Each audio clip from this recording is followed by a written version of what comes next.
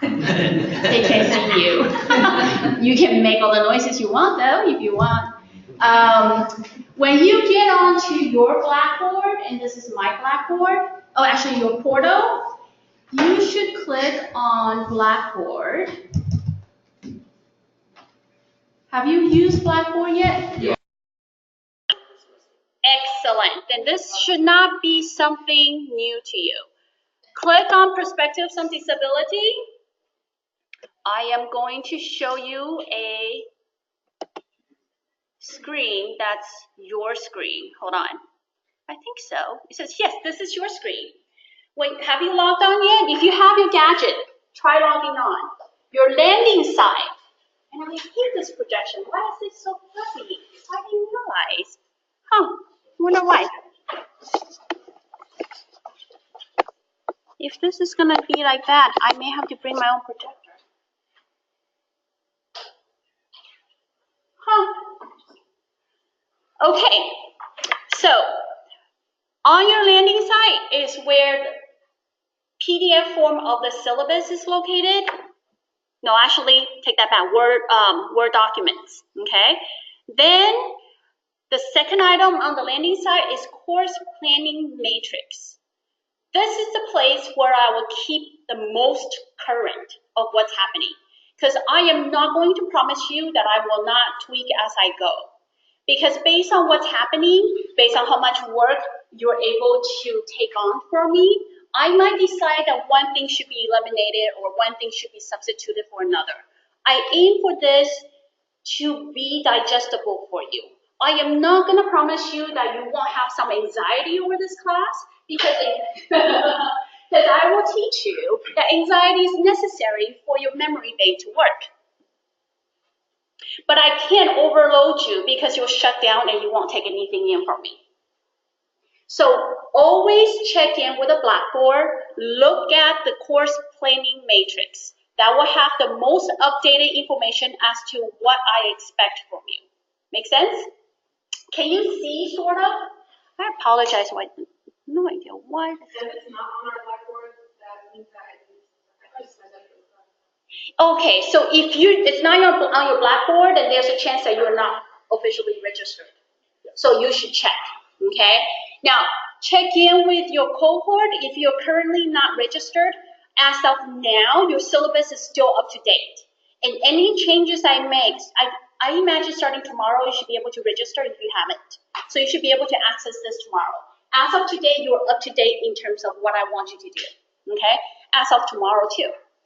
Right now, session 1 is posted. That means if you click on session, okay, so let's look at the sidebar.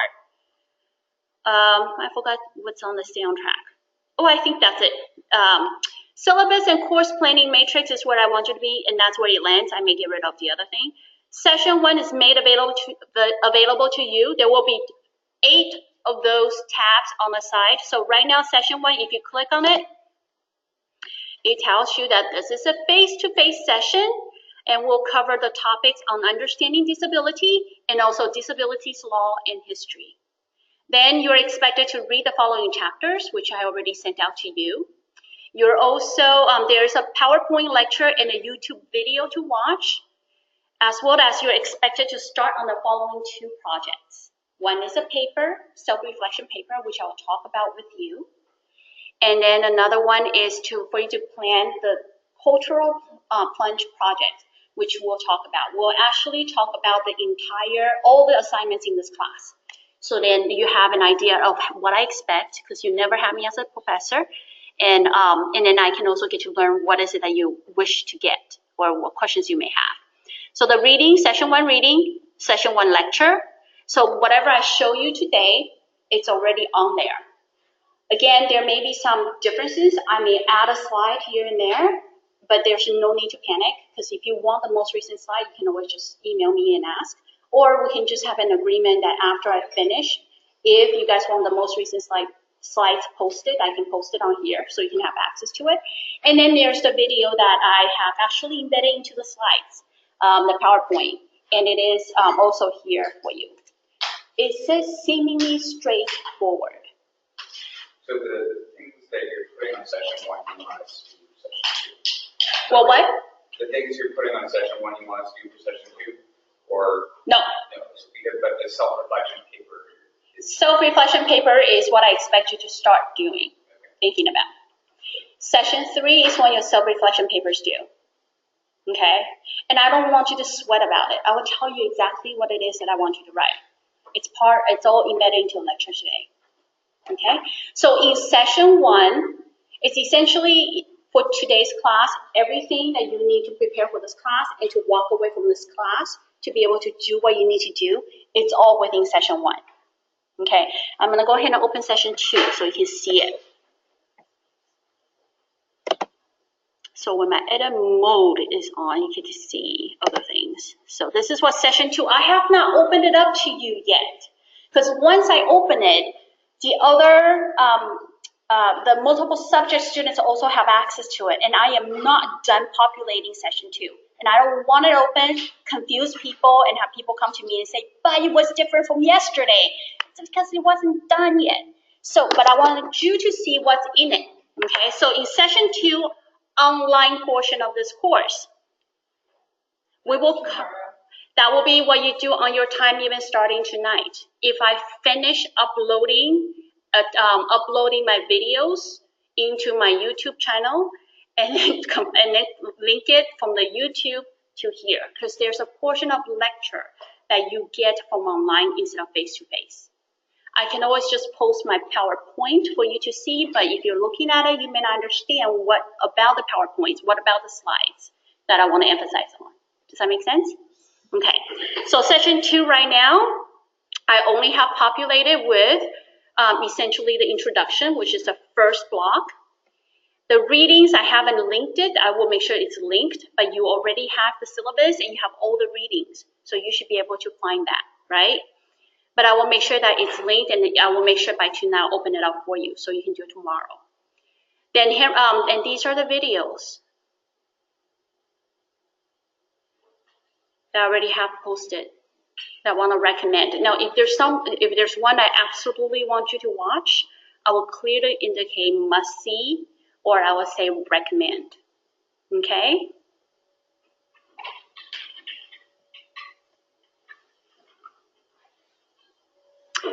So what's missing in session 2 right now are the lecture videos along with the PowerPoint, but everything else is pretty much on there. Okay? That's why it's not quite open for you yet. Question?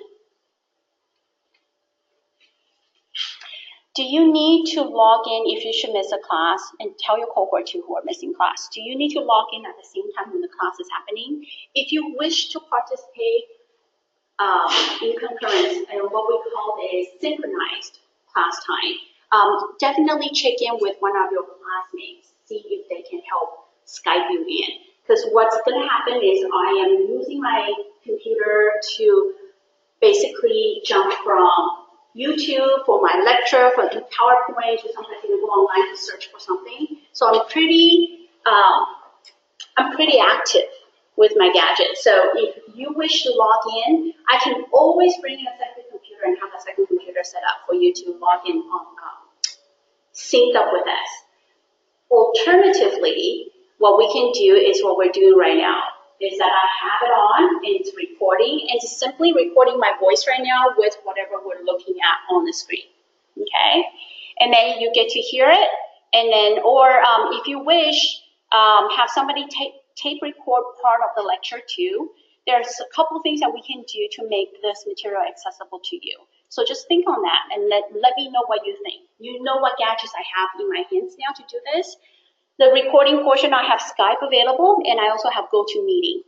I am using GoToMeeting in order to show tabletop my desktop in the recording. Skype, I am not quite sure how that works yet. I haven't really played with it, so I can certainly try. If I use Skype, then it will essentially be kind of easy if you do want to Skype in, because Skyping allows me to, you can call in basically, but with GoToMeeting, you can simply request too that you want to join in. And then I can just give you a call-in connection, a number or a link, then you can dial into GoToMeeting and then see what's happening on the slides as I go. Okay? Any question? Yes?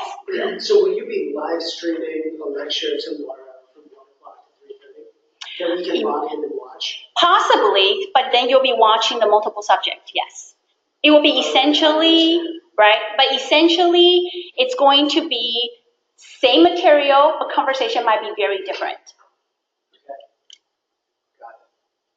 How it applies to you is going to perhaps be different on how it applies to elementary. You're also welcome to join in the Wednesday and Friday class too.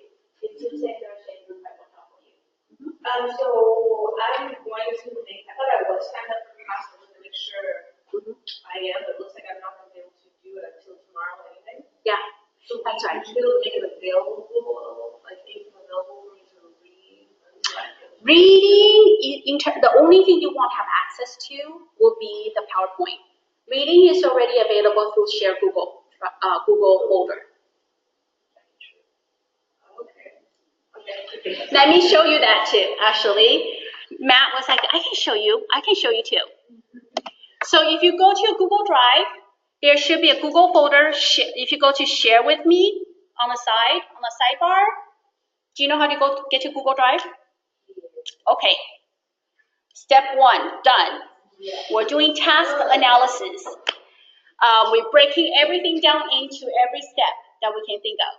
All right, so Share with Me, click on that, find Betty, find 349 reading. If you double click on that, you will see the course syllabi, meaning one for you, one for multiple subject, all the reading except required text. And Matt has the text. Can you hold it up? Can you hold up the textbook? Oh,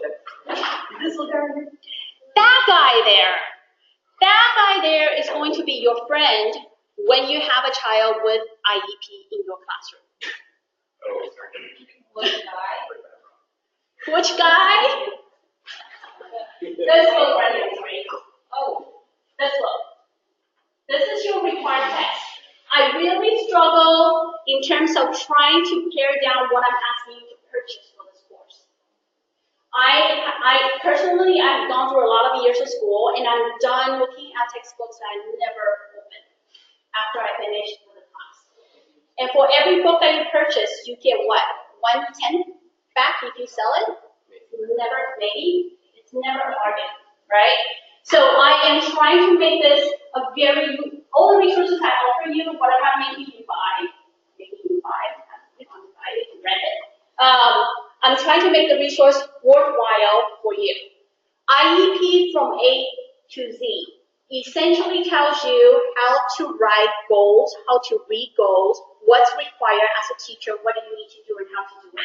Second part of the book are examples of goals, examples of present level performance, which you understand. If you might already understand if you are dealing or working with children with disabilities and have seen IEPs and have been intimately involved with IEPs. I'm just making an assumption that since you're student teaching, you might not be as intimate with it, unless you also from personal experience have worked with IEPs before. So that's why that's a book that I want you to purchase.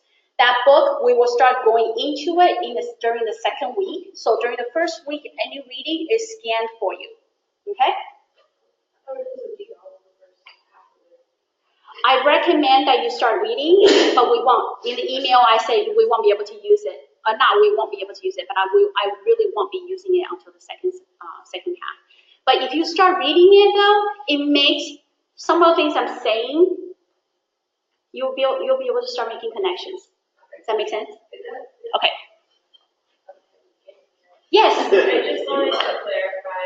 So when we're looking at the session, the readings that are listed, are they the ones we should have already read? By the time we get By the time, yes. okay. So these we should have read for today. Yes. Okay. If you haven't, don't sweat it. We're okay. But I would highly recommend the reading by Oliver. Actually, they should be your required reading. So if you have to pick and choose what you read for this session, and because literally I'm condensing things I'm teaching over the course of a week or two into one day for you, I may be counting you with a lot of reading and a lot of other resources, but then I would go over it with you I'll be gentle. And you'll also realize that when it comes to assignments, it's connecting your personal experience with discussions from here with these reading as your resources. Okay? I want you to walk away having the general concept of what it means to be working with children with disabilities. Good questions. Anyone else? Yes, Kelly. Just to get a sense of like what an intensive course looks like on a day-to-day basis, like how many hours are you Expecting out of you? Of us per day based on the classes that we attended, online stuff, and meetings? So I'm aiming for about 2.5 to 3 hours of you going over lecture material. Okay. So that's like in-class setting, right? For every, I believe for the 2 units that you take, I was told to be able to calculate the number of hours of materials I have prepared for you outside of reading time. Generally for courses that you take at Mills, for each full credit course you take, you're expected to do additional in-class, in-person meetings. In addition to that, or on top of that, you're expected to do about 9 hours of reading and other course-related activities. So if you take 4 classes, full-time, full loads, 4 courses at Mills a semester, that's 9 times 4 that you should be expecting to be able to set aside to do course-related reading, assignments, activities. Per week. You're in grad school. You're like, I've been getting a real good deal. I haven't been putting that many hours. But then there's also the reality that a chunk of your time is student teaching. And we do consider student teaching hours to be part of course-related hours. So that's how we juggle in terms of trying to make it balanced for you so you're not sinking instead of swimming. Make sense? Okay. So, sorry to clarify, you're saying 9 hours per reading over the course of the 2 weeks. It's just the approximate. So here's how you're, so aside from Plus sort of the class time, Yeah. okay, I would say you should expect to do, for the readings, you should, okay, so barring everybody having your own reading speed, I was aiming for you to have about 2 to 3 hours of reading. And then for those assignments, I think you can probably wrap up, these are short writing assignments. So I expect you, if you can put time aside to write, you should be able to take care of 2 papers in a week. So hence 4. Hence 4 papers for you. Yes. Just like a syllabus thing for the future. It does say on here, read through section 1 of the book before you start class. So that's an Yes. Did I also say later on somewhere in that email that we will not be going over that material? I think so, but I just see how Yes. I err towards that. You err towards that. Yeah. But you know what? The whole thing is though that book in particular does give you the framework for you to begin to understand. And the reason and in introduction for that book, the recommendation is for you to read it not just once, but to go over it once and then read it again in order for it to make sense.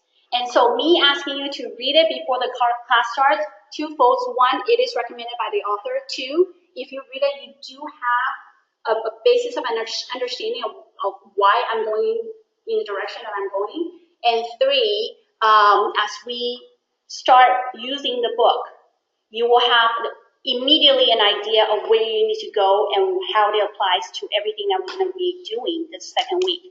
First week is going to be laying down the foundation fast, really fast, in order to guide you in understanding what does it mean to work with children with varying learning abilities. But yes, I hear you and I see your point. Thank you. Just also on session 1, we can access the reading on Google Drive, so it's not something I'm working on, but I see like the Italian for reading. For session 1 on the On Blackboard. Blackboard, sorry. We can access. Okay. Yeah, cool. Thank you. And please keep pointing out where things might be missed because I'm juggling with a lot of PDFs and videos and my recorded lectures and whatnot. So, and then also I'm trying to be mindful of 2 different syllabi along with the Blackboard. And so if I'm missing something somewhere, point it out, and I definitely appreciate it. Thank you for saying that, because then I will quickly log it on. Okay. So I'll make sure that's on by the end of the day. Anything else? So I know that there's a mistake in that one. There's also a mistake in bookstore no longer has a phone number, which I didn't know. So I will take the phone number off. All right. Yes. Allison. Sounds good. All right. Moving forward, any question? Okay, so all the assignments are here.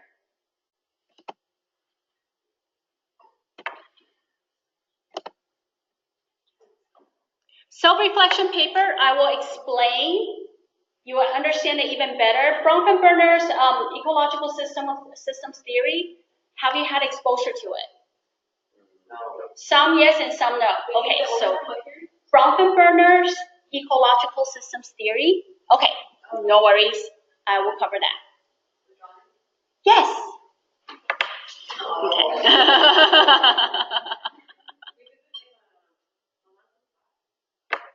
All right. So the ecological system theory will actually be the foundation of how I want you to think about yourself.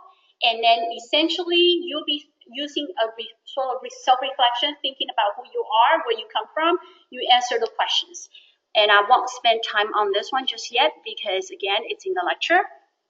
Second assignment, connecting health with academic achievement. This course not only does it satisfy your requirement to learn how to work with children with disabilities, understand IEPs, IFSPs, ITPs, and IPPs in Section 504 plans. You will also be meeting a requirement for health education, meaning understanding how health-related issues are impacting academic achievement out there. So you're getting quite a bang for your buck for 2 weeks. And it's been interesting for me to juggle that. So after we go through the lecture, you should be able to start on this assignment. The assignment is asking you to essentially answer these questions. What are the main points raised by the articles? What do you agree with and disagree with? And then how do you connect theory to practice? Through thinking about when you have your classroom, or if you need to be more concrete and apply it to your current student teaching placement. Hypothetically, how would you promote healthy living with an end goal of raising academic achievement in your classroom? Okay? You can certainly start on this assignment already by clicking on the articles in order to do the work. And I'm seeing where the heck yet. There's one website. I will make sure the articles are linked there. See, now I'm seeing. I also didn't link the articles here. Don't forget to take multiple abilities and socioeconomic status into consideration when proposing your ideas. Okay, so this is the type of assignment that I like to give, is connecting with what you learned into how you, hypothetically, how you think you will translate that into practice. And here's a rubric. Your paper needs to be in APA format. Do you understand what APA format is? Have you been doing APA? Not too good? For all your assignments in this class, you need to apply APA format. If you go to Purdue OWL, do you know Purdue OWL? Oh, good. I love Purdue OWL because it gives you the format you need. So here's APA. If you look at APA sample paper, which is on the side panel, it will tell you what it should look like. So I want cover page for your paper. I want running head, pagination. You don't need to do abstract. You can go straight into posing the question and answering them. Okay? I want references because the idea is that you're incorporating course material into your work, except for self-reflection, which you don't need references. For everything else, I do need references. Okay? And that's it. Yes. But Leo? you still want APA format for the self-reflection? Yes, I do. I want you to get in the practice of using APA format. Would I be grading on your APA format? No. Would I be commenting on whether or not you got it right? Yes. Okay? So your grades are not based on APA format. Would I be deducting your paper for not at least attempt to put it into APA format? Yes, because you're not following direction.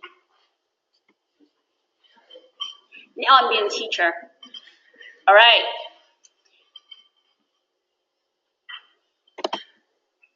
Question. Okay. Yes, So we're finding Chris. yes, we're finding our own papers for this assignment, or you're going to add links to papers? Say that again.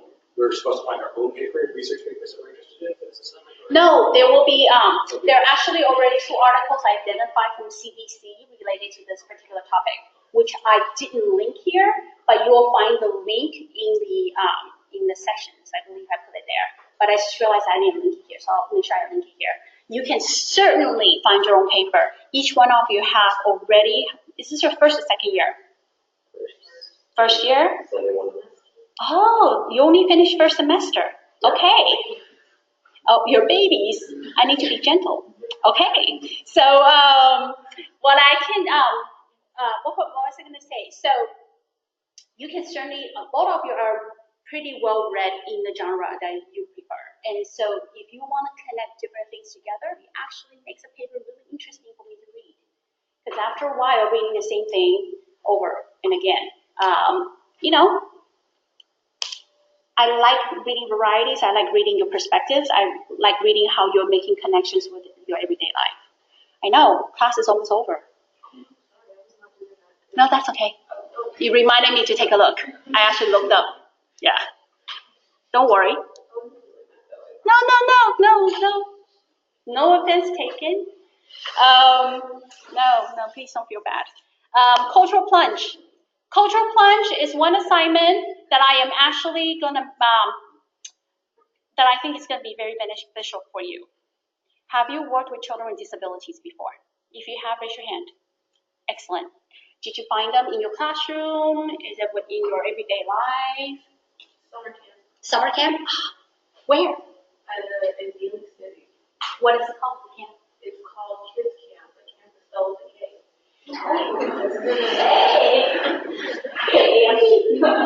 All right. Is it specifically for children with disabilities, or is it all inclusive camp? It's all inclusive. So I got to one kid who had a lot of trauma. He witnessed his father commit suicide in front of him. So, I mean, he was only 9 years old, but you can see when he walks in that he had it on him. And then I worked with,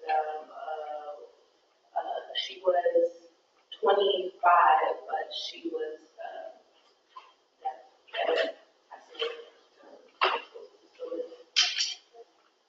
Thank you for sharing that. So you have some experience there. Matt? I run the aquatics program for the city of Alameda, and so there's a special needs, it's like one of the few special needs programs for aquatics. So I run that, and then before I started here, I was working with the city of Alameda, so I was running the teen center, I see. and there's a special needs program involved with that too. Excellent. Thank you. Thank you for sharing that. Anyone else want to share? Mostly with, so I worked briefly at a place called Early Learning Institute in Cali, so that's with really young kids. And then I ended up actually nannying for a family that I use their services. So I see. I worked really closely with that to otherwise school settings. Both in, there's a lot of students who are, I guess, pushed into art class, a lot of them to their own mainstream class. And then, I've also worked in an elementary school setting and monitored recess and encountered it there too. Okay. Thank you for sharing. Anyone else want to share? All right. So the 3 of you, we'll be looking at you too to add spice to class discussion. Okay, through your experiences. Cultural plunge. Essentially, this is asking you to volunteer time in a group setting So I said classroom setting, but am I a stickler to that? No. Okay, what I'm really looking for is for you to volunteer your time, and I don't want you to just, I didn't say observation, because I don't want you to sit there and watch them. It's not the zoo. Go in there and say, how can I help? I'm doing an assignment for my class, and professor's requirement is that we come and volunteer, even if you're sitting on the corner stapling papers for them, because it's a material intense setting, right? Lots and lots of materials being individualized for every child that's in that setting. So you need to find a setting. Special education classroom will be preferable because you're going to be a teacher. You should know those classrooms, what they're like. Learn about their classroom management, meaning how do they make sure children sit when they need to sit and stand when they need to stand? Are they able to have the children line up when they need to line up? Then looking at class schedule, how many transitions are in there? You'll be amazed in special education classroom how structured they may be with their schedule, okay? And looking at the student population, is it a mix of different disabilities? What's the level of severity? The teacher's teaching philosophy. Have a conversation with teacher if you can. Doesn't have to be right there and then. Maybe invite the teacher to have a cup of coffee or join them during their break time. And just say, what's your philosophy in teaching this class? Or translating and make it, what's your philosophy? Sounds so academic. Might work to your advantage. Otherwise, you may say, I'm just curious. What are your thoughts why did you first decide to teach children with special needs? What are your thoughts? What are your beliefs when you're working with children with special needs? Then you write, and it just absorb the general operation of the classroom. Then you write a description of your experience and post a memorable moment on the class blog. So part of the class, that's online portion of it, in order for it to be interactive, is as you watch through the lecture, the posted recorded lectures, I'll be asking you to engage in various activities, and some of them might be blogging, meaning I post a question out there, and then I want to get your response for that question from the reading, from listening to the pre-recorded lecture. Then let me know, and then as all of you are feeding into my initial question, what I'm hoping for is then we have a dialogue. You may have responses for your classmates who have a certain thought on things, in order to help them also reflect and generate further thoughts and further questions. Okay? Then in your paper, include a description of the classroom setup, adult-children ratio, daily schedule, and your reflection on the experience. And I do want you to tie in, because Cultural Plunge is essentially one of the papers that's due at the end of the session. And it's not due at the end of next week. It's actually due the week after that.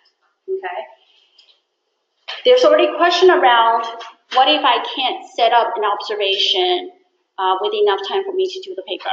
Well, then let me know when you're able to set up an observation. Please don't make it be that you reach out to somebody, you sit around for a week waiting for somebody to get back to you. That wouldn't work very well for you or me, right? Because I gotta grade you. Please be a little bit more proactive in saying, hey, ask your cooperating teacher, ask your CT, saying, do you know a teacher in one of the special education teachers in the district or in the school? Do you think you can help me set up a time?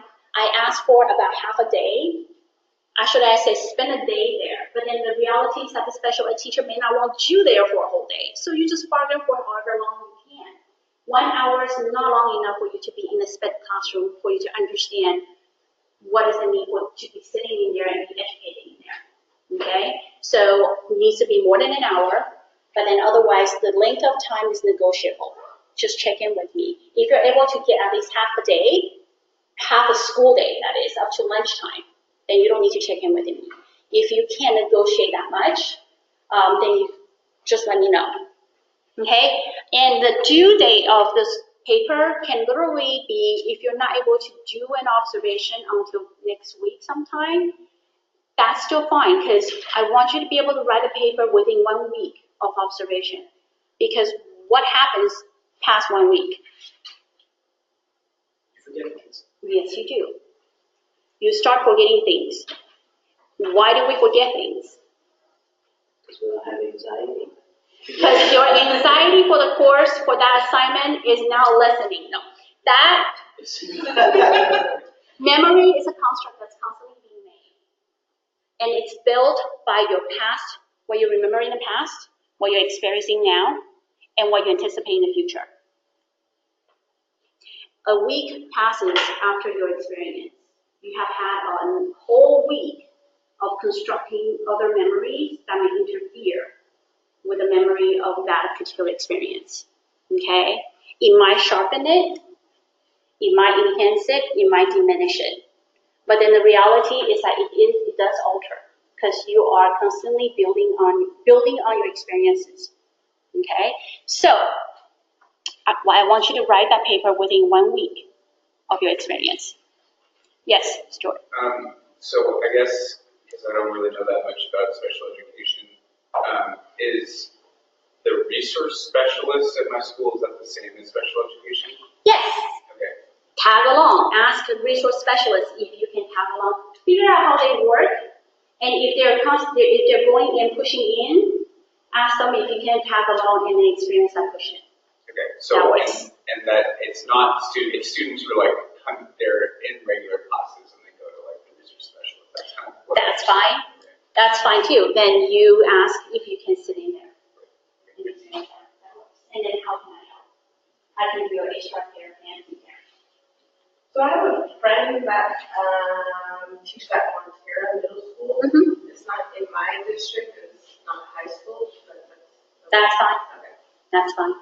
Yes. So, it's really difficult for me to take time off from my students. Because you're, yep. I have a student who owns sort of their own diversion, and I'm in the process of getting her assessed. No, that's not quite what I'm aiming for. Okay. Yeah, so maybe you and I can talk about how we can get this assignment met. I don't want you to fret about it, okay? So we'll talk about that. We can certainly do modifications to assignments so then that and then really look at what is it that I would like you to learn, and then we can make it work for you, okay? So don't worry. I can work it out with almost everyone, if you're willing to work with me.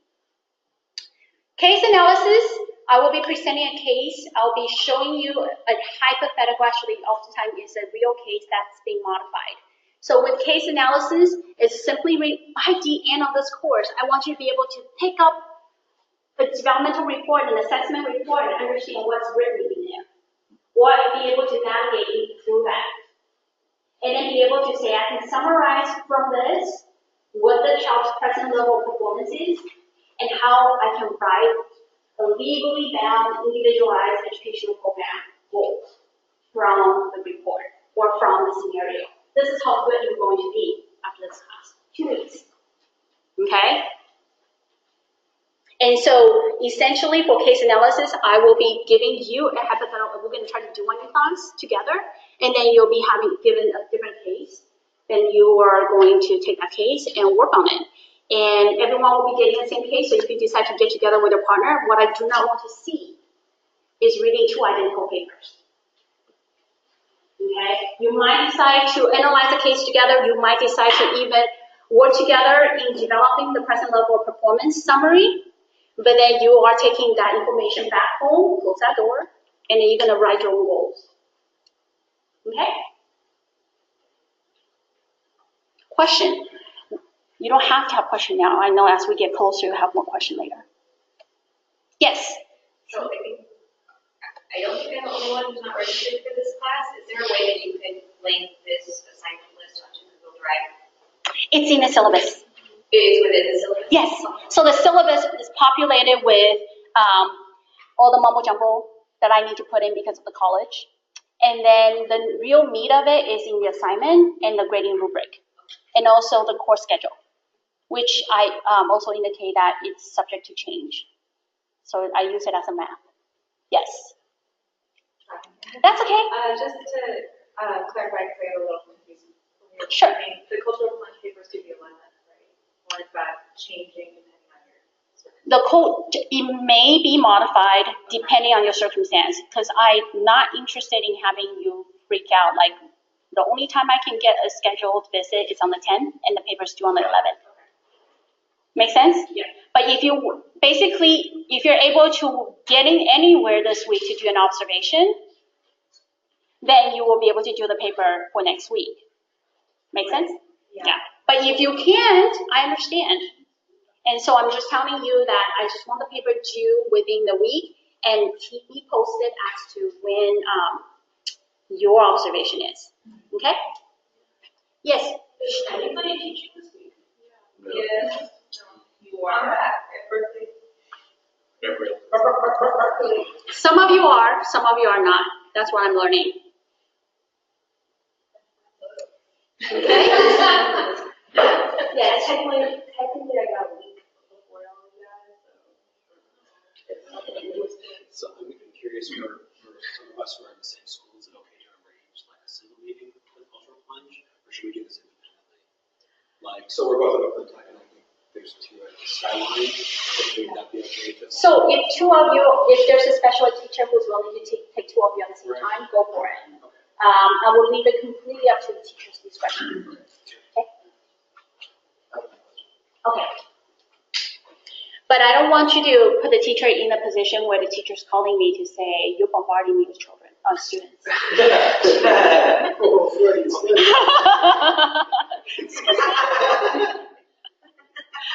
All right. Okay, anything else? I think I covered the assignments, the class schedule, knowing how that it will change. Please keep track on the blackboard. If there is nothing else, I think you all can use a 10-minute break. And then we'll come back and we'll start the lecture. Okay? Come back. Literally 10 minutes from now.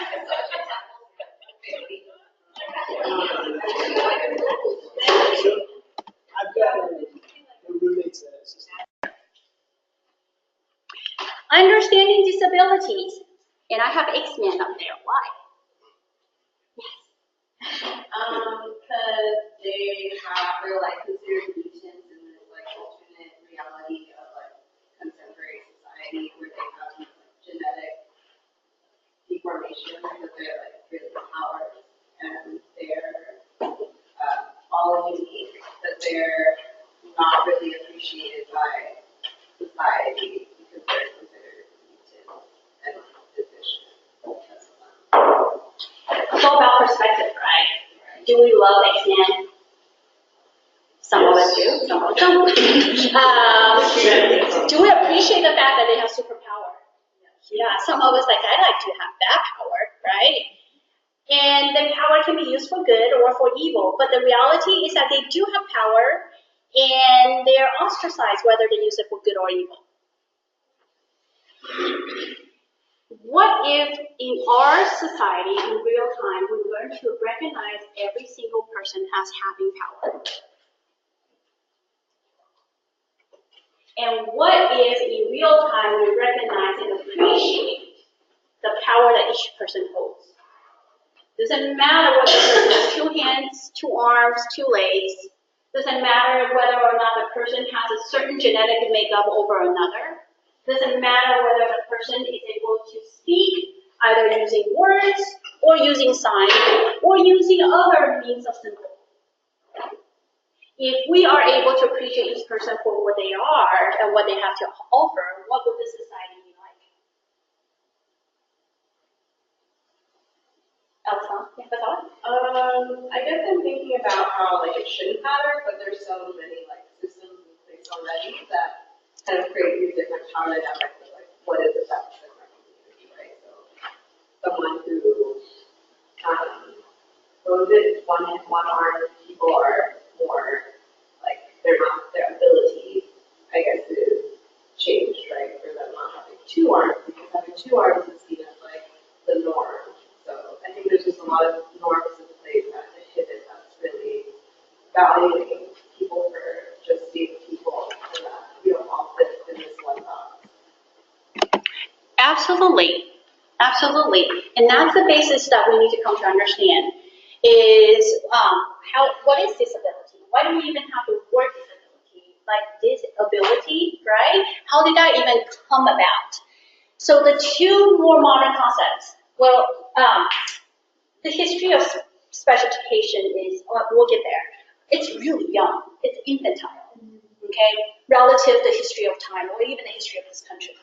And so we will go over that, but in the most recent in 20th century perspective on disability is pretty much dominated by two perspectives.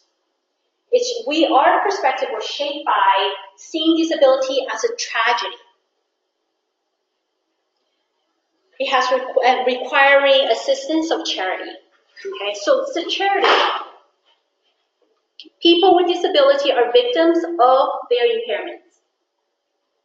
That disability is a deficit, like what you're saying, Hassan, and that their situation is tragic.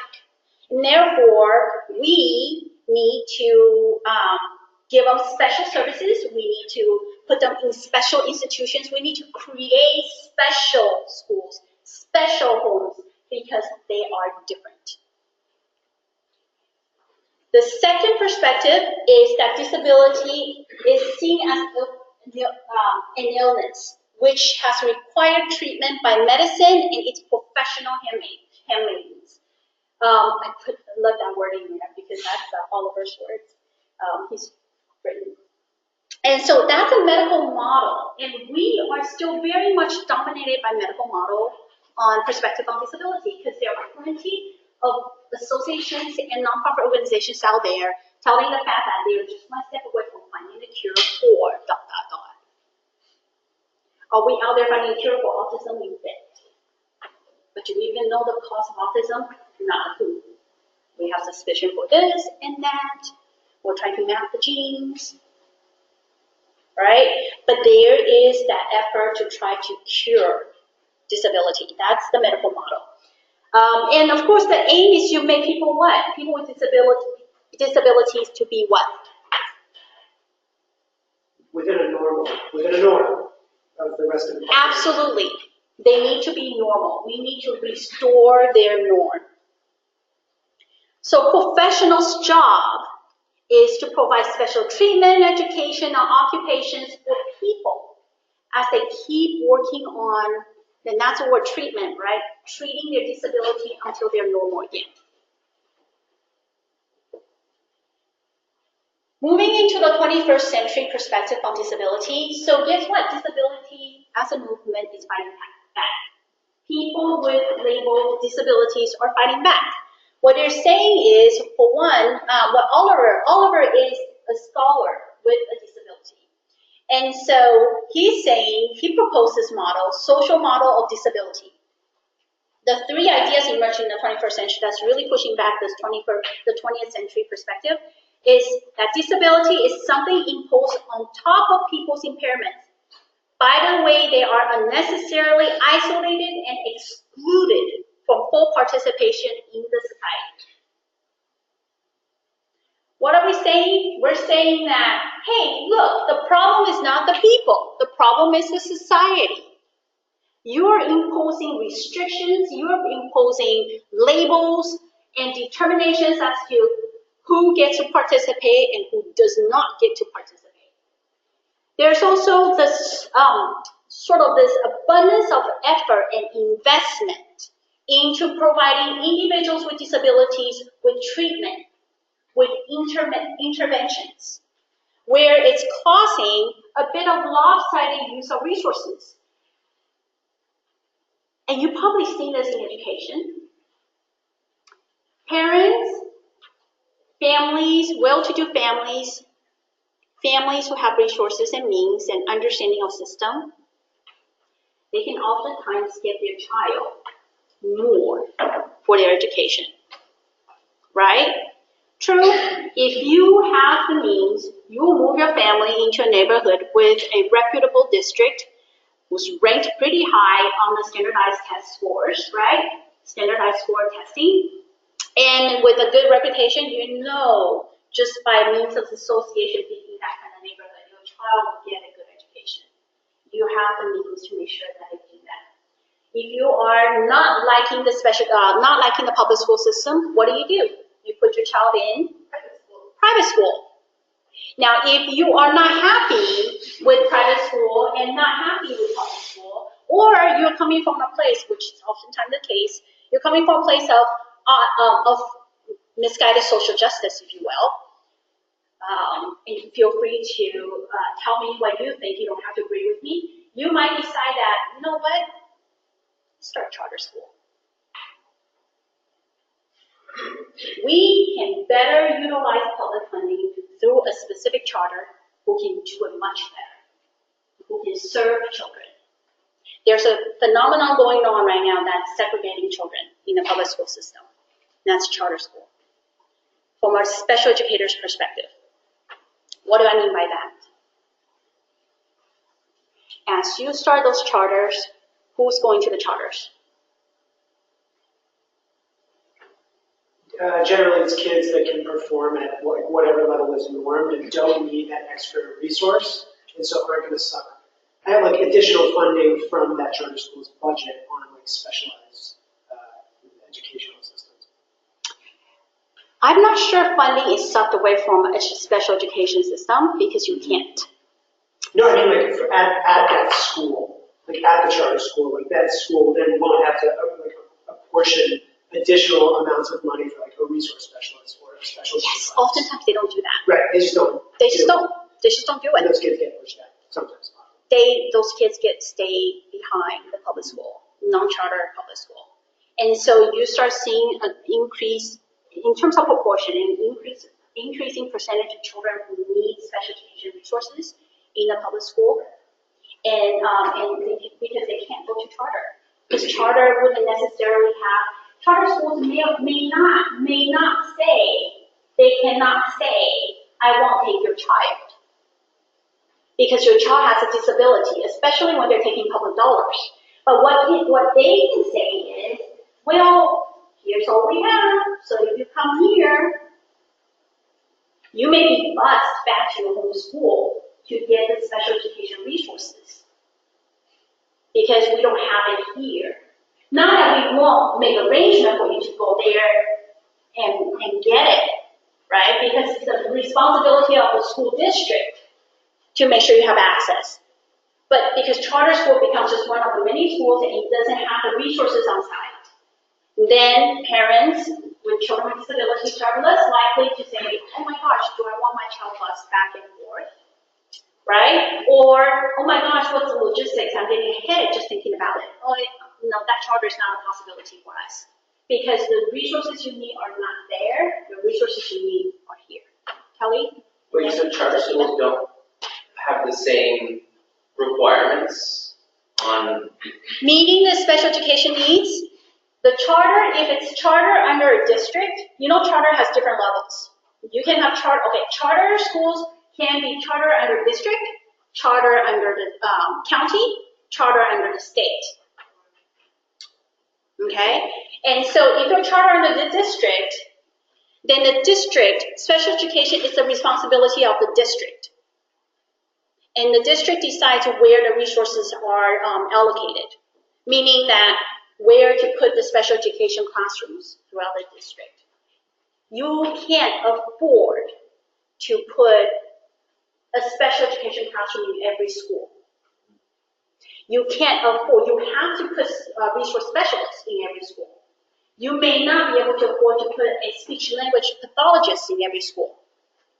You may not be, you definitely cannot afford to put a PT, physical therapist, or an OT, occupational therapist, in every school in your district.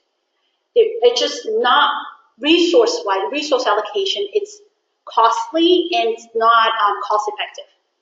So in the district, you may have, depending on the size of the district, you may share within the district of all the schools, you may share a number of physical therapists, you may share a number of occupational therapists, you may share a number of behavioral therapists. So the size of San Leandro, for example, they have one behavioral therapist for the entire district. They have one occupational therapist for the entire district of San Leandro. Okay? And so that's special education resources.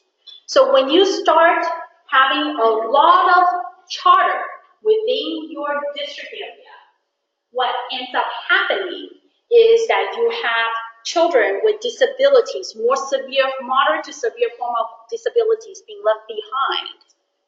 And so I think it's unintended segregation of students based on their abilities and their interests. How did we get there? I don't know. Social model of disability. So this particular model too emphasizes that what we need to do is not allow sort of this individually focused, like, and unfortunately that's what IDEA is, that's what our disabilities law is that you need to individualize the educational program for every child with disability, qualifying disability. But then this particular model argues that the focus shouldn't be on individuals. The focus should be on breaking down barriers so then all children, more people, can have access to the resources. Independent living is another perspective on disability that's gotten a lot of momentum now. Independent living, what does that mean to you? When you heard of independent living, right?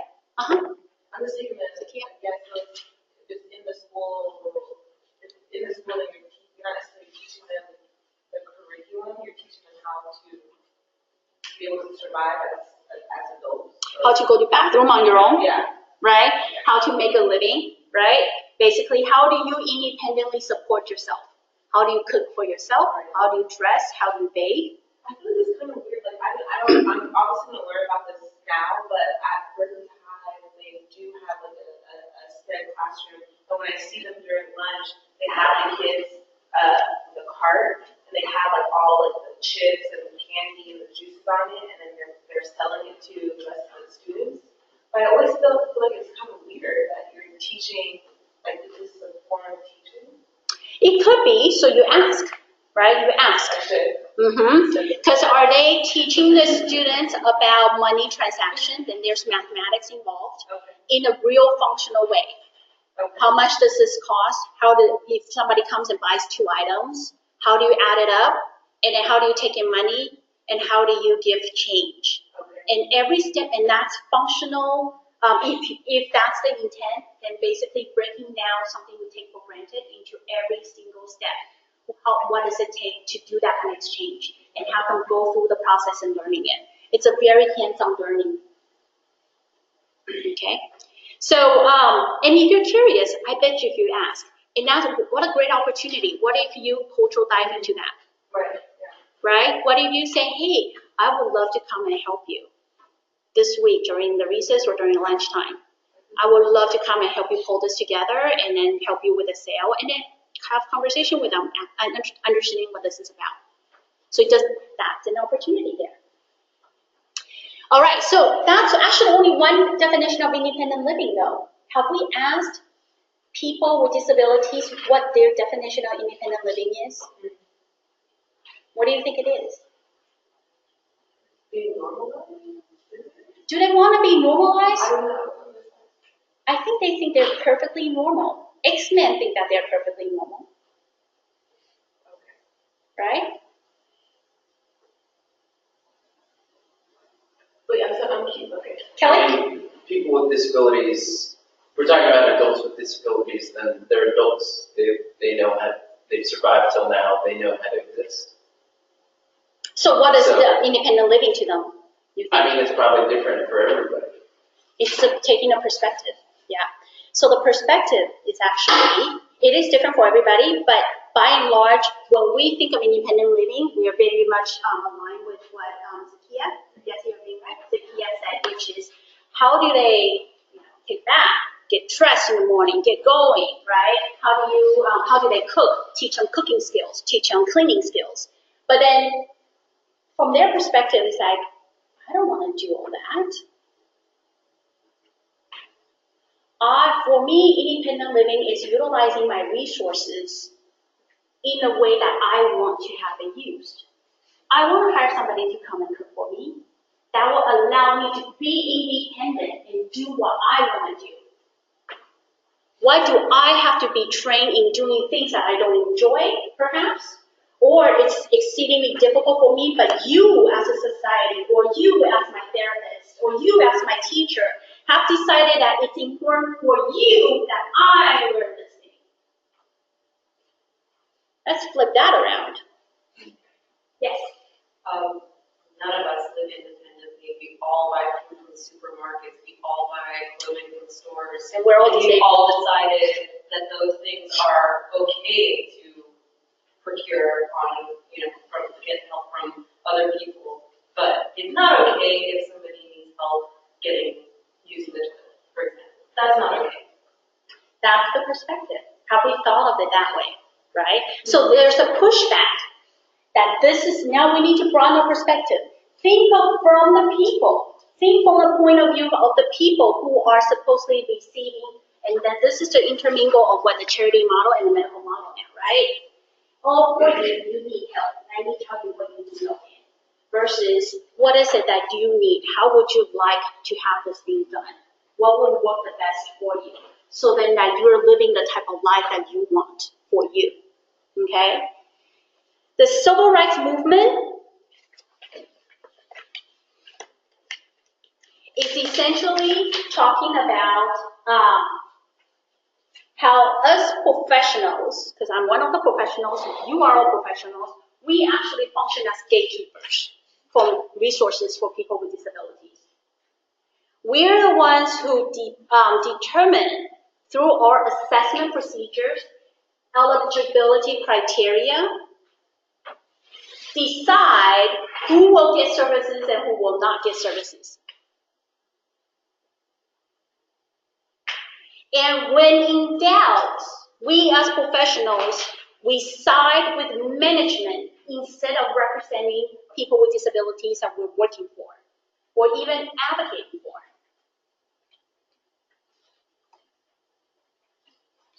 In the civil rights movement for people with disabilities or by people with disabilities saying that that's unacceptable. The rationing of resources according to able or neurotypical people, the criteria set by neurotypical people is not acceptable. Okay? So these are the perspectives. Question?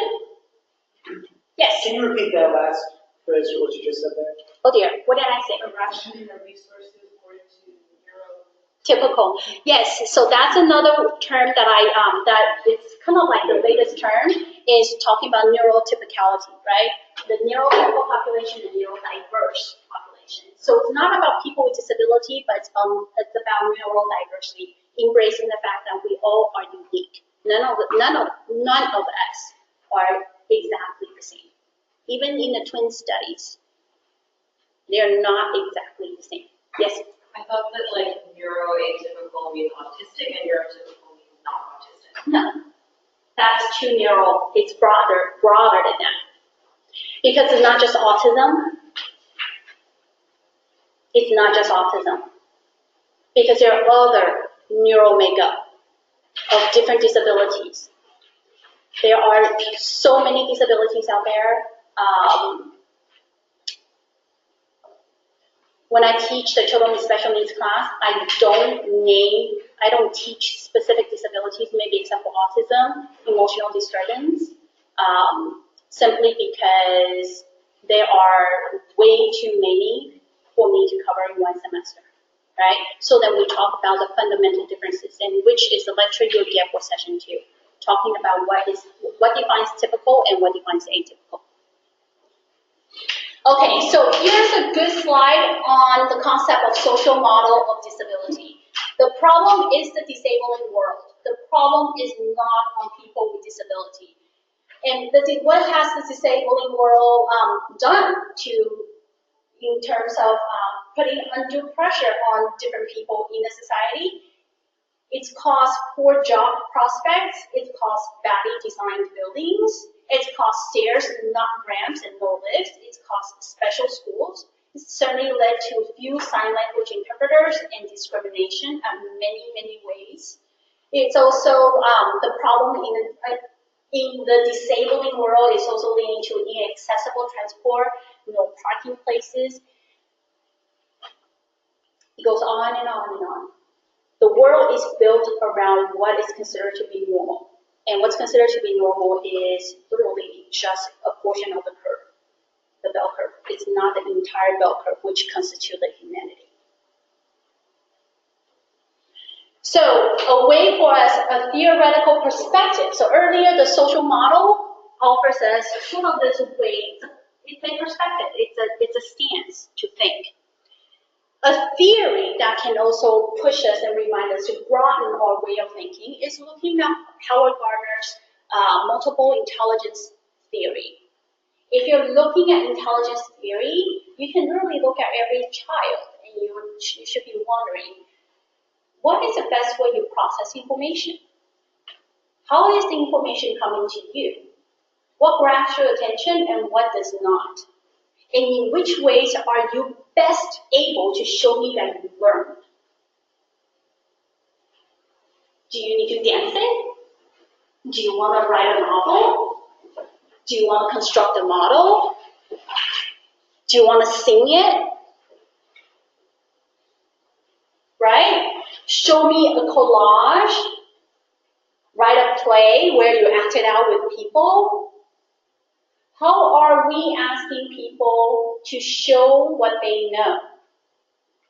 And I am not doing the best example through the 4 assignments I have for you. It's simply for, and here's a killer of it all, right? It's most efficient for me that you write me 4 papers. But I'm willing to bargain with you if you have other modes of display you want for any of the 4 assignments. We can negotiate. In my other classes where I have time, they come up with all sorts of things for the final. We had I have a leadership class, and they did, for the final, we had a leadership gallery. And this year, it ranged from somebody bringing a mango plant and had cups of water, that's his water mean. And then she really talked about how that symbolized her leadership growth. And then we had a collage, we had a puzzle, it was just everything. And then we had PowerPoint presentation. So how are you able to help your students show their own intelligence? This is something for you to think about. Bronfenbrenner.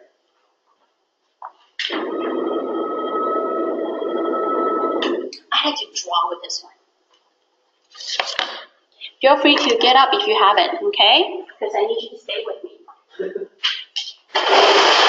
This is your first assignment.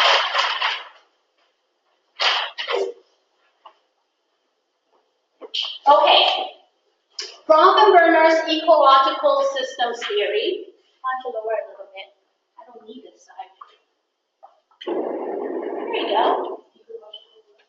Ecological systems theory. Bronfenbrenner basically came up with this theory, and his thought around that is that people don't exist. There's different spheres of influence make up who that person is. You don't exist in a vacuum, and you are not necessarily, okay, I'm going to link it to your professional work. How often have you heard, or have you think you really tried to leave your baggage behind when you go to work? Try. Now we try. Okay. Do you realize how big of a baggage it is that you carry? Good. All right. So Bronfenbrenner really helps you realize how big of that baggage is. Okay. I'm going to start with me in the middle. Here's Betty.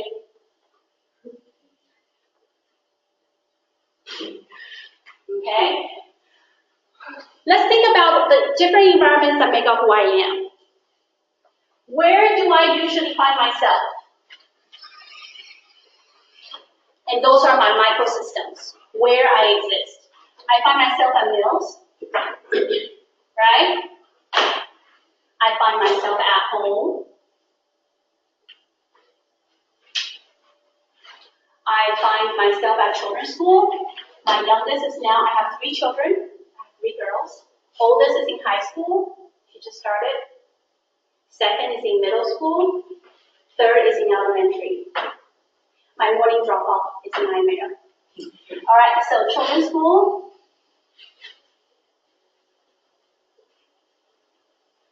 Where else do I find myself? Let's just say that's it for now, because that's what I can think of. Okay, that's my microsystem.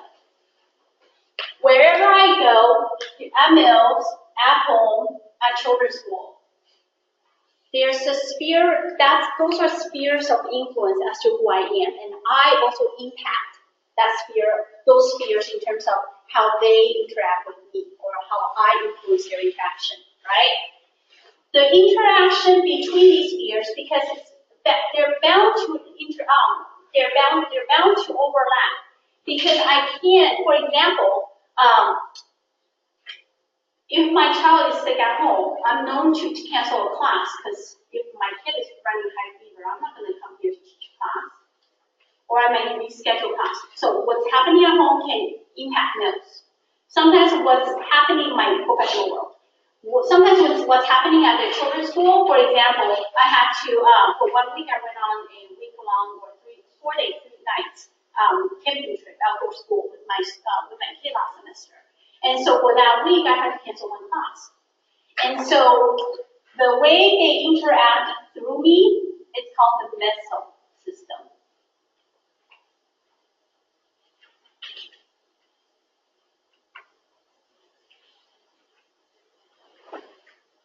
So the small environments where I am at they are called microsystems, and how they interact through me defines my meso system.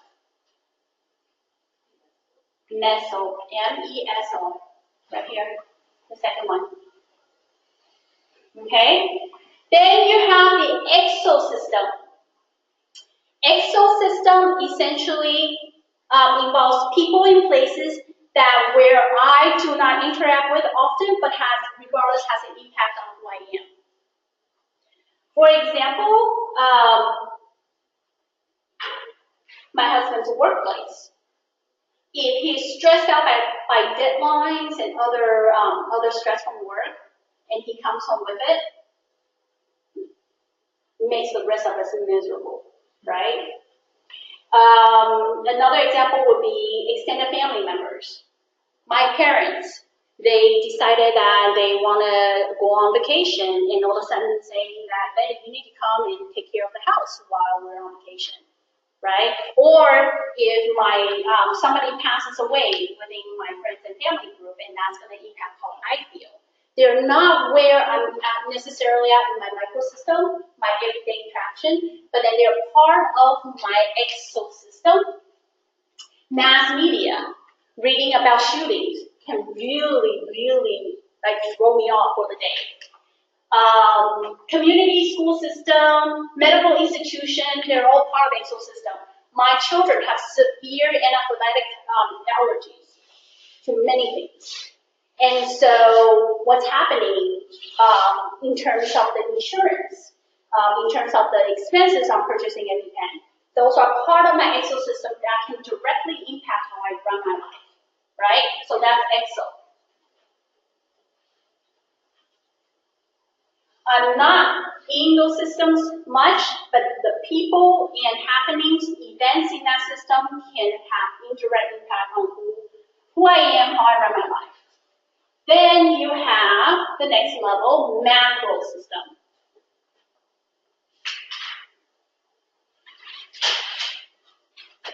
The largest and most remote set of people and things that have great influence over my life, both negatively and positively. The tax law that just got passed. I'm not crazy about it because he's not saving me anything. Okay? So law, policies,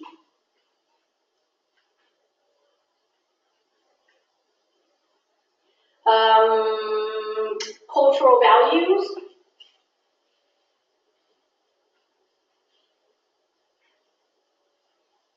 war, natural disaster, the wildfire of California.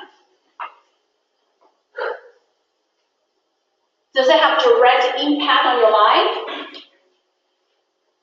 Maybe, maybe not, depending on whether or not the people that you know, whether or not you have family members that lost their homes in the wildfire. But then, was it miserable for me for those few days when the fume was just everywhere and the smoke permeated through like all the neighboring areas? Yeah, that was horrible, right? So that, I would say, almost lapsed into my exosystem. It's not where I'm in. I'm not at Santa Rosa, but then being here in the Bay Area, air quality was bad enough for me to shelter my children for a couple days. Yes? I guess I'm not seeing the distinction between exosystem and macrosystem. Like, why would you put mass media and exo government stuff in? It can overlap. It's literally depending on specific event and specific people. The closer they get to you, then they jump into the system. Does that make sense? Macro, essentially, Korea, if North Korea decides to declare war on us, that would be macro. It will not have a direct impact on me, but then at the same time, it has already impacted me because of it. Now, would it have a direct impact on me? Maybe. If one of my friends or one of my families is drafted to go to war with Korea. This is completely hypothetical, right? And then it becomes exosystem. Then it becomes probably my exosystem.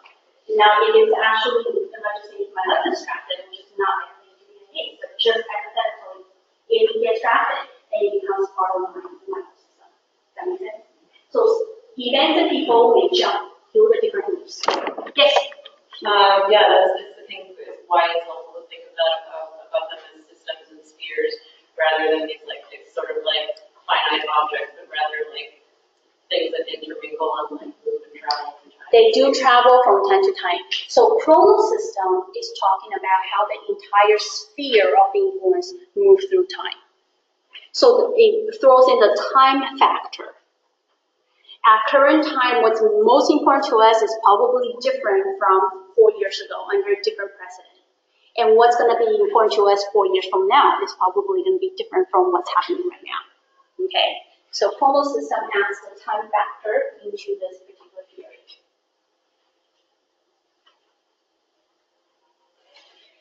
Why do I say this? Why is it so important? Why do I call it, I like to think of it as your baggages? Because your personal beliefs, and I would even throw religion in here. For me, I would probably put religion in here too, okay? In my microsystem. When you take yourself, when I take me, and I used to do home visits at children's homes. When I take me to a home visit, am I fully aware, oh yeah, here, another microsystem is really interesting, Chinese school. I was born and raised in Taiwan until I was 11, brought here without learning ABC. I came here learning ABC. And so my system, my culture, my practice, there's a huge part of it that's very culturally Chinese. And so when I go on a home visit, and I come to this little baby house, this little baby has their own microsystem. This little baby has its own meso-interacting systems. This little baby has its own exosystem. This little baby has its own macrosystem. And when I come to meet this baby and say, here, let me help you, I'm bringing all of this with me, and the assumptions and the beliefs and my practice, and I hover over this little thing. Who has its own or their own assumptions and beliefs and practices and culture. Where do I overlap? And when we do overlap, what does that look like? When you enter into that classroom, with how many children are in your classroom? 29, 30? Imagine 32 of those spheres at George 33, hovering in that one classroom, and you're trying to find a common ground to connect to every single one of those students. How do you do that? Your assignment for self-reflection is actually thinking critically about your own spheres. Who are you?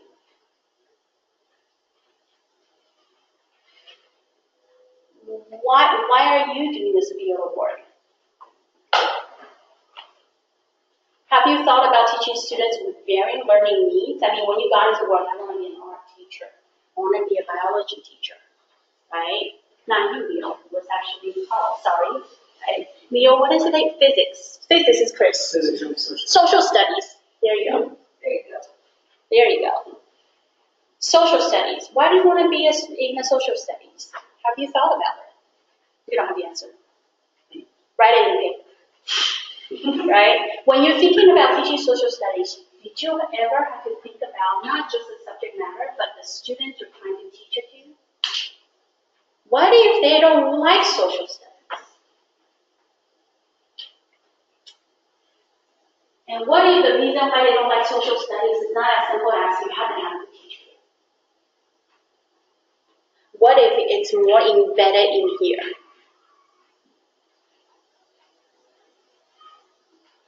Examine who you are. Choose a path to give me a narrative, okay? Because it could be an autobiography of several pages long, but I think I'm asking for how many pages? No more than 5. I'm capping at 5. What contribution will you bring to working with children with diverse needs, children with disabilities? And here's the part. We all say we get into teaching because we want to give. We want to give back. We want to be able to educate the people of our future, right? We want to impart and make a contribution to our society. But ultimately, we are selfish creatures. We don't just keep giving and not receiving. There's something about this work that you're receiving that I don't know whether or not you've recognized. Time to think about it, if you haven't. Don't tell me it makes me feel good. Really dig in. What about it feels good? What about it? Really feels good? Okay. What part of it feels good? All parts? Okay, can you name them all? How does it make you feel good? What makes you feel good? When does it make you feel good? All your WH questions. All right. Question about this particular paper. Yes. I want you to be able to write this and give it to me by the end of the week. So I have it actually for session 3, meaning next time I see you, okay, which will be Thursday. But you know what? Post it online. If you turn it in by Friday, by Saturday, I am not the one to say, oh my gosh. But here's the thing. Do not drag it on. Hi. This is Katie. Hi, Katie. Hi. She got dismissed from school. Do you want to go to office or want to sit here? See you later. Katie's in bed today. All right. Okay, question. 12-point font, double space. Yes. No references. Not for this one. Not for this one. But we should be referring to this model throughout. If you refer to it, it's okay. Now, here's the thing. I don't want you to spend a page telling me what's microsystem, what's Meso, what's Excel, because I already know. Okay? But if you find yourself writing that part out in order to get yourself going, to write about the rest of your story, your narrative, go for it. Maybe at the end when you're editing, you can cut that part off. Or I'll be skipping through the explanation of it. Yes? I'm not sure how chronosystem. Sure. How time affects how what these systems do over time. Yes, so it shifts over time, the system shifts. Okay. Yeah. So here's the thing. Do you have to tell your narrative using Bronfenbrenner's ecological system? No, thank you. You're like, you don't. It's a way for you to think. Okay? It's a way to get it's a system of framework to get your juice flowing, to do self-examination. Then in your self-reflection, find a path to provide me a narrative. Got it? Question? Get up and move if you feel yourself, because I am breezing through defining disability. Oh my gosh, I'm running out of time. This is not good. All right.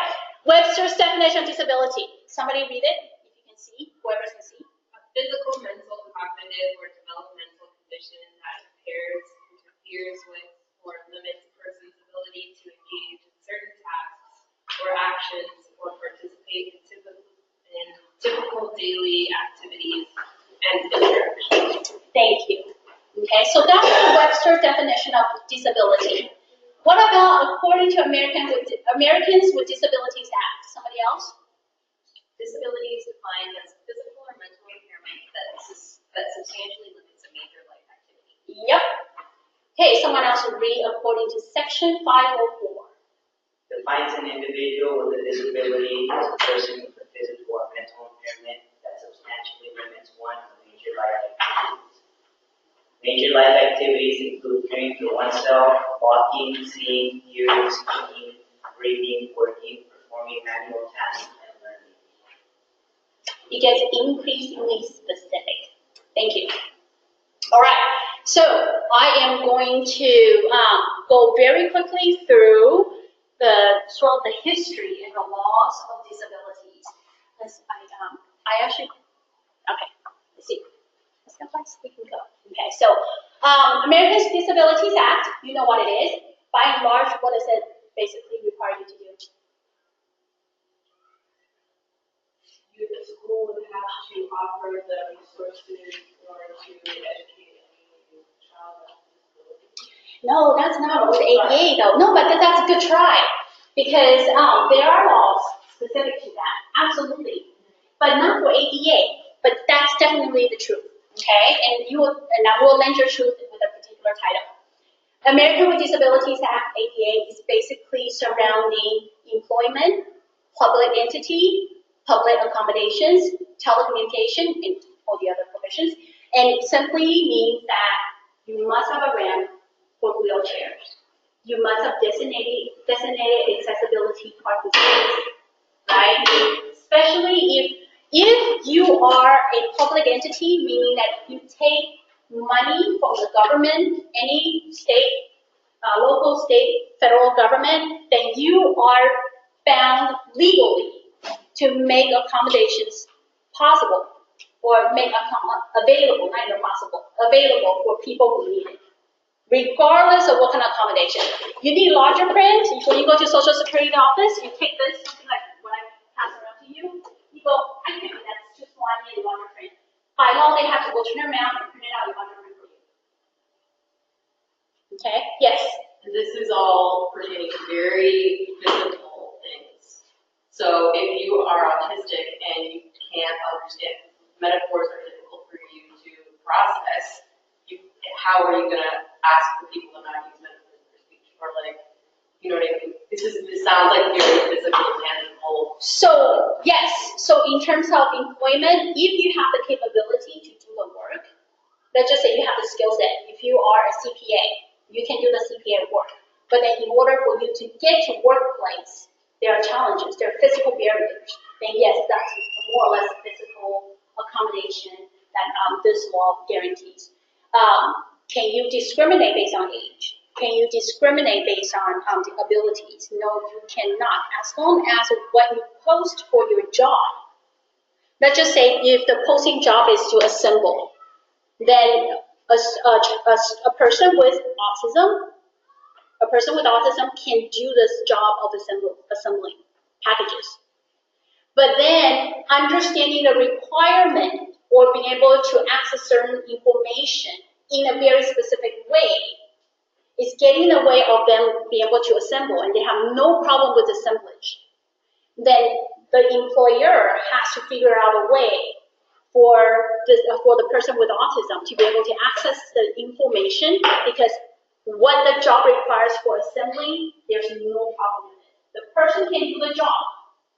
But if it's the access to doing the job that's the problem, then access has to be provided. So it's not always physical.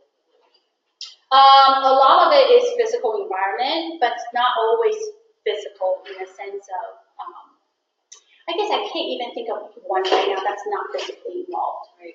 Yeah. Like communication, be able to have access to, like if you're hard of hearing, be able to have access to their particular communication type, that is still equipment, right? Prints. Having something that's auditorily available versus visually available, that is still a form of physical ability, physical access, right? Like if you can't read something and you're asking for auditory input instead, that is still done now through some form of technology, so you still have a piece of equipment involved. Section 504, Rehabilitation Act. Very quickly. It is defined, so it is the only legal mandate requiring education agencies to provide special education or related services to a child with disability. So that was right back to you. But here, Section 504 is what we talked about.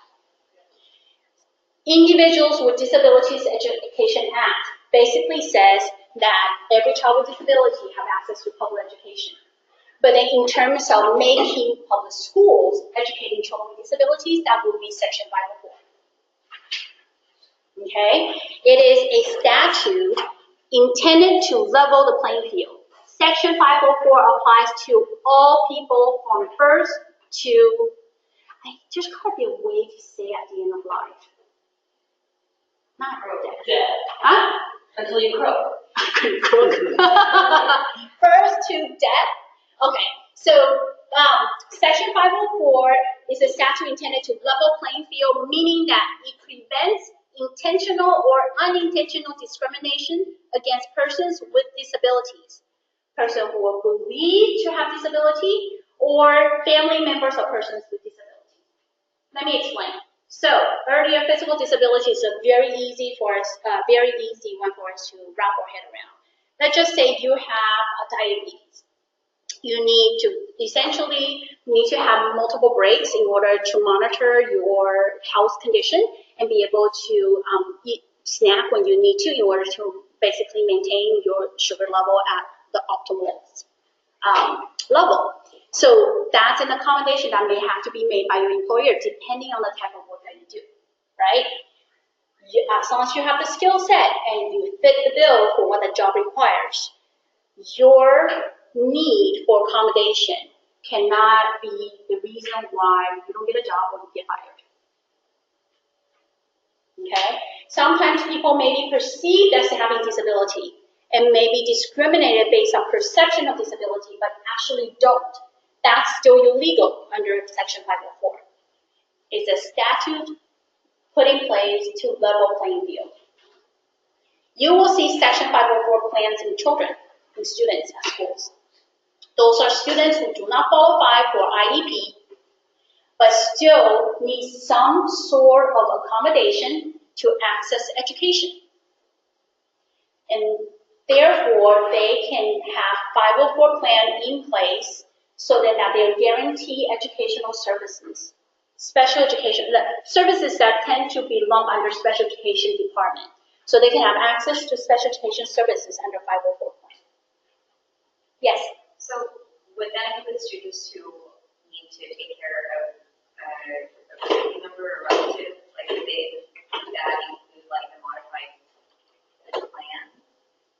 So say that again. So for a student who needs to take care of a family member who is ill or who has a disability, would this cover their modification of their plan for education? So if that student is unable to attend school because of it, then yes, they can administrator can potentially put a 504 plan in place and have the student do homeschooling.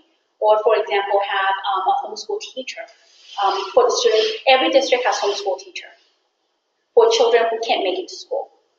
And so that student might qualify for homeschooling under a 504 plan. It's worth exploring. Okay? What, So you just ask. Yes? what circumstances would a student not qualify for an IEP, but would qualify for a 504? Like, where is that coming up?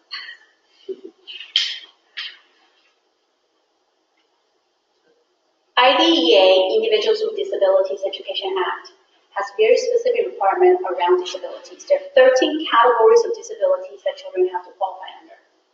IDEA is federally funded, and then it's also supported. It's also funded by state funds, because federal government has never realized its promised funding for children with disabilities. There's a piece of federal law called IDEA in place saying you must educate children with disabilities like other children without disabilities in schools. They have full right for free and appropriate public education under IDEA. Because the criteria is so stringent, 13 categories of disabilities. If they don't fall under IDEA, but they still need to access free and appropriate public education, then they can be covered under 504. Difference? 504, no funding. It's a statute for level the playing field. You must do it, and you find the money to do it. IDEA comes with money. ADA is even broader. It encompasses the entire population. It makes accommodations. Essentially, anybody can use. But basically saying that everyone in the public needs to be able to access, right? And all of them are governed under the Office of Civil Rights. So if you have a complaint, you complain to the Office of Civil Rights. IDEA is School of Education, actually. Yes? This is kind of tangential, but kind of related. So I was wondering, my CT was telling me that it takes a lot longer to get an IEP to go through than a 504 plan. That depends on the school, yeah. Go ahead, sorry. Oh, he was just saying because there's so many things that they have to qualify for and test for that it usually takes a lot longer to do an IEP. I was just wondering if there is like a time limit that you're supposed to do it under. Yes, IEP is their legal timelines. We'll cover that for sure. Okay. Section 504, there's no legal timeline, but Section 504 is something that needs to be, it's a piece of law, right? So the school district has to have a 504 officer who's overseeing the implementation of 504. Now 504 is one of those things where it's possible for a teacher to go, oh, 504 plan, sit on it. Because there's no legal mandate for you to be checked on whether or not you implement it. It's completely within the district. A diligent district will actually have an officer who's following up and doing annual 504 check-ins, right?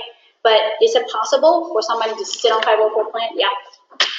Can you sit on IEP plan? Not if you want to get sued. Okay? All right. Let me see. What can we do today? I have 3 minutes with you. Special education history. I'll go through this, the rest of PowerPoint for you to see, and we can revisit these concepts. Whatever I don't cover, if I do a pre-recorded PowerPoint lecture, now just dump it in there and you can listen to me drawing on and on and on. Not my favorite form of learning, but that's what I have. Okay, so special education history, this is essentially highlighting what they are. We started, Section 504 is 1975. Education of all children with, all handicapped children act. Education of all handicapped children act. 1975. That's when they say you can't put children with disabilities in institutions or kick them out of school or say, you're too dumb to be in school, don't come. This is the, that's just the beginning, and that's within my lifetime. So this particular movement is so new, it's so young. Lancaster Act, which is a California law around people with disabilities, which we'll talk about another time. ADA is 1990. 1990. Wow. Wait, hold on. How old are you guys? IDEA Education of All Handicapped Children Act became IDEA, Individuals with Disabilities Education Act, was renamed in 1990. In 2002, No Child Left Behind basically became law, and it impacted individuals with impacted IDEA significantly. And that was talked about in the epilogue for IEP from A to Z. So you'll understand, that will give you the basis of understanding why special education is the way it is today, which in some ways does not make sense. 2004 was the latest authorization of IDEA. It became the Individuals with Disabilities Education Improvement Act. But since we're so used to saying IDEA, the I just usually gets dropped. That's why it's in the lowercase I. So it's still called IDEA. They're working on the next iteration of IDEA, so we'll see when that comes. So here's the history. There are certain things I need to cover. This is a linear version of it, list version of it, with more details. Okay, and this is something that you saw. I am going to put this on. This is truly talking about what IDEA is. So I will either roll this over to next time we talk about,